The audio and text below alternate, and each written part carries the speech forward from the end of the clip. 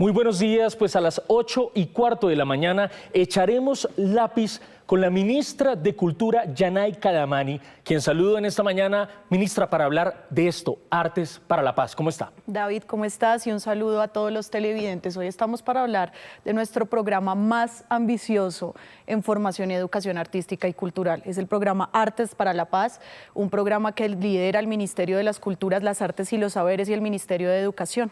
Ministra, antes de entrar con las cifras duras de este gran plan, de este proyecto que precisamente se basa en la formación artística en todo el territorio nacional, ¿por qué ustedes afirman que es el proyecto más ambicioso que tiene la nación y esta administración? Sin ninguna duda lo afirmamos, primero porque garantiza el derecho a la educación artística y cultural para todos los niños, niñas y jóvenes de este país. Esa es la proyección y vamos en avance. Y segundo, por su descentralización y regionalización. La idea es que la formación artística sea un derecho y no un lujo. Por eso, además de las grandes ciudades, atendemos ciudades medianas, municipios categorías 5 y 6 y nos desplegamos en todo el territorio nacional. Ministra, a propósito de esto, empecemos con estos datos duros importantes de este proyecto. El 66% se ha cubierto en este 2025, comprendiendo 732 municipios de los 32 departamentos del país. Esto impacta a 400.000 niños, niñas y jóvenes de colegios públicos. Hablemos entonces de cuál fue el criterio de selección de estos 732 municipios de los 32 departamentos del territorio. Sí, David, pues me gustaría contarte que nosotros desde el 2023 iniciamos con 45 establecimientos educativos. Al 2025 ya estamos en 732 municipios, ese es el 66% del país. ¿Cuál fue el criterio de selección? Ustedes saben que nosotros tenemos una política de descentralización y por supuesto nos concentramos en esos municipios y en esos territorios más afectados por la violencia y el conflicto, porque creemos que allí es donde más se requiere una intervención en arte y cultura, un desarrollo del espíritu, de los valores culturales. Y ya luego estamos progresivamente cubriendo todo el territorio nacional y como bien mencionas, son casi 500.000 de niños y niñas atendidos en la modalidad de educación formal, es decir, en colegios públicos, y educación informal en casas de la cultura, escuelas de música, organizaciones de base y todos los equipamientos culturales del territorio nacional. Ministra, hace falta el 34% del resto del territorio. ¿Qué están haciendo para llegar al resto de gente que aún no se ve cubierta por este plan?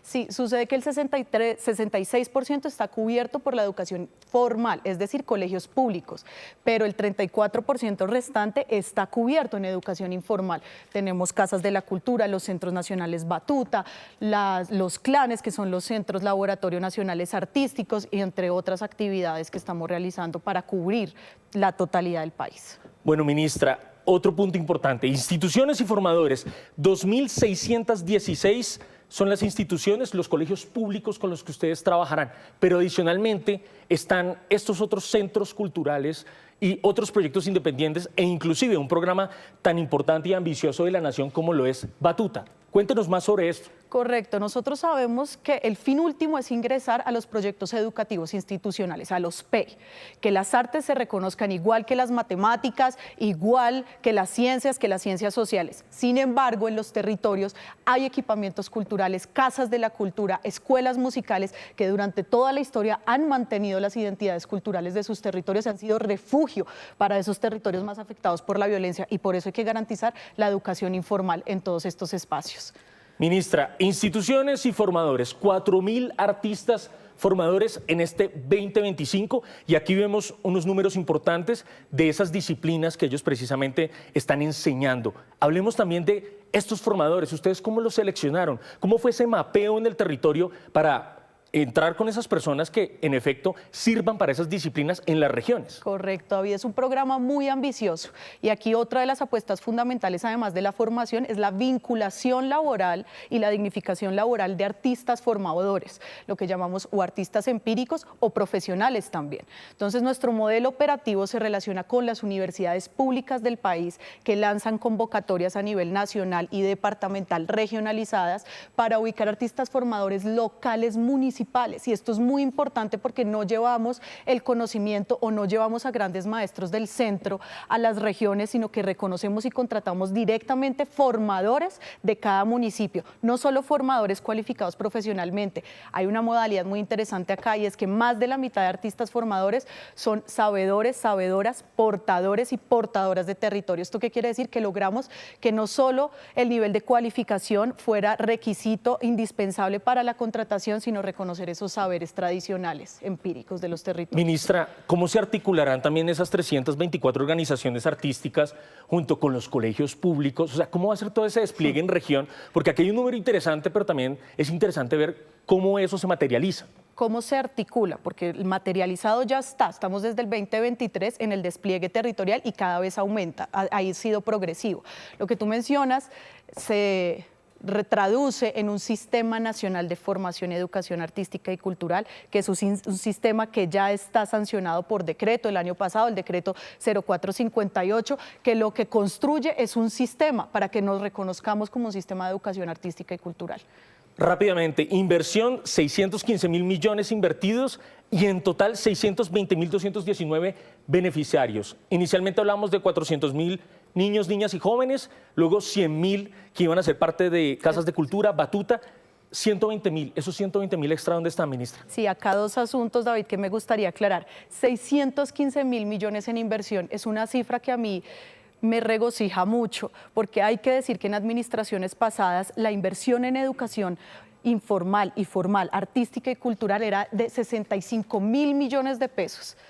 Estamos diciendo que el sector cultura aumentó su inversión para garantizar la educación artística y cultural en todo el territorio nacional como nunca antes en la historia. Ahí está la inversión del sector culturas.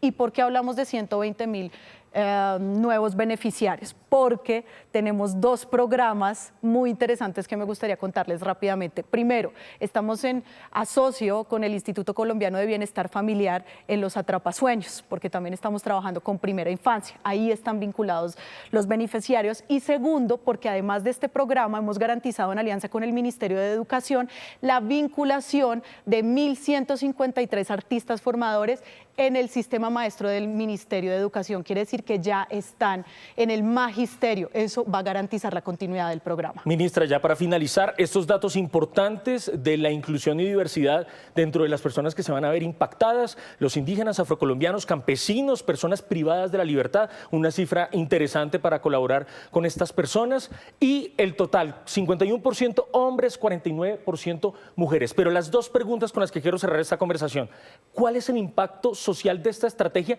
Y de paso le doy la última: ¿cómo garantizar la continuidad de este programa tan ambicioso en próximas administraciones? Que esto no muera en cuanto acabe el gobierno nacional y entre otro de turno. Sí, impacto social de esta estrategia. Yo creo que si algo ha hecho este gobierno nacional es reivindicar el valor social del arte y la cultura. No solo como entretenimiento, no solo como espectáculo, el arte y la cultura construyen a una sociedad. Una sociedad se construye a partir de los valores culturales que la fundamentan. Y si nosotros reconocemos la diversidad cultural y nos formamos a partir de las identidades culturales diversas, hablamos de respeto, de trabajo colaborativo, de potencial creativo propio. Entonces hay una cantidad de características que se desarrollan en el ser, no solo en el conocimiento, sino en el sentir, es la estructura del espíritu. ¿Cómo garantizar que la continuidad del programa siga? Bueno, aquí hablamos del fin último, que es la construcción de la política pública de educación artística y cultural.